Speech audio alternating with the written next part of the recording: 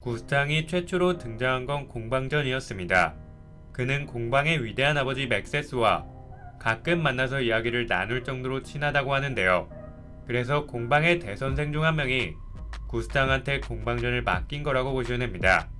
그리고 여기서 구스탕은 비선별 인원이 다루는 가시의 위력을 보고 싶다고 말하면서 애초에 밤의 정체를 알고 있는 모습을 보여줬죠. 이후 하이랭커 마두라코가 선을 넘고 밤을 죽이려고 하자 드디어 구스탕이 개입하면서 마두라코를 막아섰습니다. 마두라코는 구스탕을 보자마자 쫄아서 상단 전체를 철수시키는 모습을 보여줬고요. 여기서 구스탕은 탕수육팀을 우승팀으로 만들면서 밤에게 큰 선물을 선사합니다.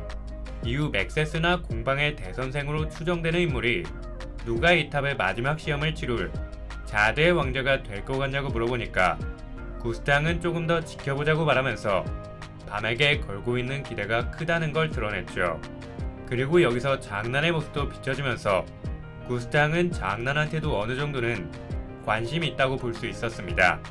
물론 아직까지는 밤한테만 집중하고 있지만요. 이급 공방전에서 펼쳐진 사건들은 구스탕 덕분에 외부로 정보가 유출되지 않았고요. 여기서 밤의 정체가 자하드한테 들키지 않으면서 밤은 무사히 탑을 올라갈 수 있게 되었습니다. 이후 구스탕은 가람 자하드의 말에 의해 다시 등장했는데요. 자하드 공주를 만든 창안자가 바로 구스탕이었습니다. 그런데 오랜 시간 자하드를 곁에서 지켜본 구스탕이 자하드의 성향을 몰랐을 리가 없는데요. 그런데도 자하드 공주 제도를 만들고 자신의 딸까지 자하드 공주로 만들었을 정도면 구스탕도 진짜 쓰레기 중에 쓰레기라고 볼 수 있었습니다. 지금 밤을 도와주고 있어서 좀 착해 보이는 거지. 십가주는 전부 V와 아를렌에 대적하고 자하드의 편을 들어주면서 현실을 외면했던 노답 집단이었죠. 결국 구스탕은 엔자하드 사건 이후로 자신의 아내였던 유라시아 블로섬과 사이가 악화됐고요.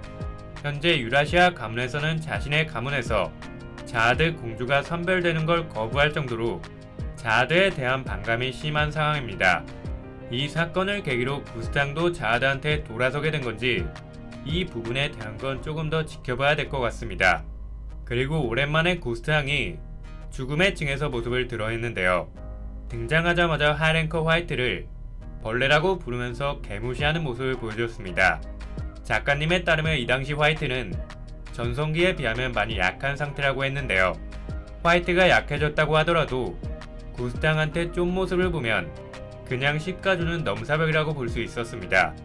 그런데 여기서 구스탕은 아리의 가문을 높게 칭송하는 모습을 보여주면서 아리의 혼보다는 약한 것처럼 묘사됐죠. 실제로 아리의 혼의 랭킹은 5등이고 구스탕의 랭킹은 14등입니다. 이후 우렉이 공간 왜곡을 쓰면서 등장했는데요. 여기서 구스탕은 랭킹 4등인 우렉한테 쪼는 모습을 보여주면서 우렉한테도 역부족인 모습을 보여줬습니다. 작가님에 따르면 우렉과 구스탕은 원래 알던 사이였다고 하는데요. 예전에 구스탕이 탑 밖으로 나가는 방법을 알고 있다는 걸 들은 우렉이 구스탕을 찾아가서 그 방법을 물어본 적이 있었습니다. 그런데 구스탕이 가르쳐준 방법이 너무 어려워서 탑을 숟가락으로 구멍내서 나가는 게 빠르겠다고 말하면서 탑 밖으로 나가는 걸 포기했던 일화도 있었죠. 그런데 원작에 나온 이들의 모습을 보면 그렇게 사이가 좋은 건 아니었던 것 같고요. 우렉은 구스탕을 포함해서 십가유들이 재수 없어서 피해 다니는 것 같습니다. 이후 구스탕이 밤과 만났을 때 자신들과 동등한 존재가 한 명 더 늘어날지도 모른다며 역시 밤을 높게 칭송하는 모습을 보여줬고요. 밤의 어머니였던 아를렌에 대해서는 좋게 얘기하며 아를렌과 좋은 관계였다는 걸 드러냈습니다. 하지만 밤의 아버지였던 V한테는 어떤 사연이 있었는지 최악이었다고까지 표현했죠.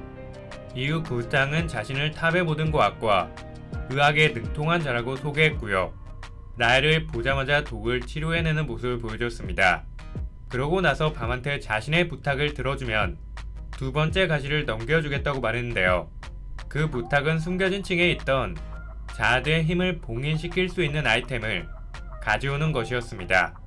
결국 구스탕이 밤을 도와줬던 이유는 두 가지로 볼 수 있는데요. 첫 번째는 구스탕이 밤을 높게 평가하고 있어서 탑을 개척할 사나이라고 인정했기 때문이고요. 두 번째는 자신이 자아드에 대적할 때 아이템이 필요했기 때문에 선별 인원인 밤의 도움을 받기 위해서였습니다. 그런데 굳이 밤까지 키운 이유는 자신이 실패할 가능성도 염두에 두고 있는 것 같은데요. 어쩌면 구스탕은 자신이 탑을 개척할 예언의 주인공이 아니라는 걸 알고 있어서 실패하는 걸 전제로 움직이고 있는 걸지도 모릅니다. 그럼에도 자신들의 추악한 과거를 용서할 수 없었고 자기 딸을 가둔 자아드에 대한 분노를 그저 지켜만 볼 순 없었던 거죠. 모든 사람들이 죽음의 층을 떠난 뒤 구스탕은 어떤 사람한테 큰 그림이 잘 진행되고 있다고 말하면서 라엘한테도 선물을 줬다고 했는데요. 구스탕이 라엘을 벌레라고 말하는 거 보면 구스탕한테 라엘은 별로 중요하지 않은 인물이라는 걸 알 수 있었습니다. 그런데 해도는 예전에 라엘한테 자신의 부탁을 들어주면 이야기의 주인공이 될 수 있게 만들어주겠다고 말한 적이 있었는데요. 해돈이 퍼그와 긴밀하게 연결되어 있는 데다가 라엘을 이용하려고 하니 구스탕과 대화를 나눈 사람은 해돈일 가능성이 높습니다. 그런데 해돈의 라엘이 주인공이 아니라 장기말이었던 이유는 해돈도 라엘보단 밤을 더 높게 평가하고 있기 때문이었죠.